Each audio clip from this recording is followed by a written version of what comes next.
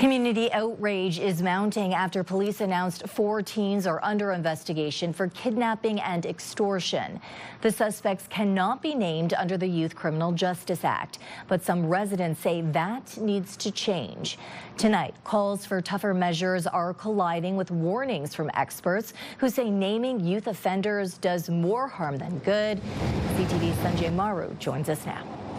Well, Stephanie, a quick search on social media, you'll find a number of people demanding to know why youth identities remain protected in cases as serious as the one Windsor police shared this week. 4 Windsor teens accused of forcing a man at gunpoint earlier this month into a vehicle, assaulting him and holding him against his will for 2 hours. Police say this was a case of kidnapping and extortion involving repeat offenders. Scrolling through Windsor Police's social media post about the case, one reaction stands out. Name them. But under the Youth Criminal Justice Act, the names of offenders under 18 are protected, even in cases involving violence and even if the accused have prior records. If they committed offenses up until the time they were 18 and they committed no further offenses after they were 18, it would be secret. Like, nobody would have access to that. Since the start of 2025, Windsor Police have laid charges against youth in several troubling cases. A violent assault at Festival Plaza in June, a weapons-related video shared online in May, and in the same month, a 16-year-old who allegedly stabbed 2 people. Defense attorney Dan Scott says he's seeing more young people needing legal help. Youth offenders are committing much more violent crimes. That's just the reality of the times.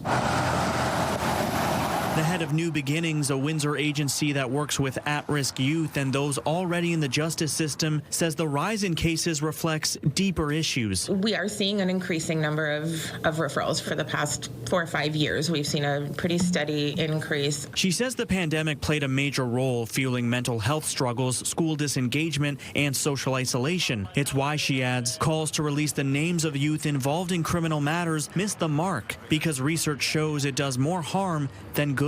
All it does is it, increases the stigma kind of attached to what they did, and it reduces the likelihood that they'll ever get the rehabilitation and, reintegration opportunities that they need to do better. As for Scott, he says he understands the public's frustration, but stresses police and courts are bound by the law, a law that makes it difficult to keep young offenders in custody. I know of young offenders that have committed serious offenses, and there's a presumption that they get released. Like, it really takes a lot to have a young offender detained. That's just the reality of the situation.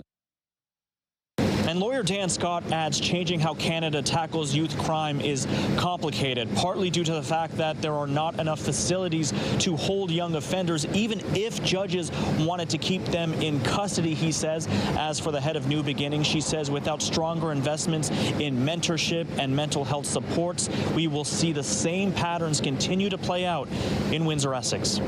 Stephanie. Okay, thank you for these details. Sanjay Maru tonight.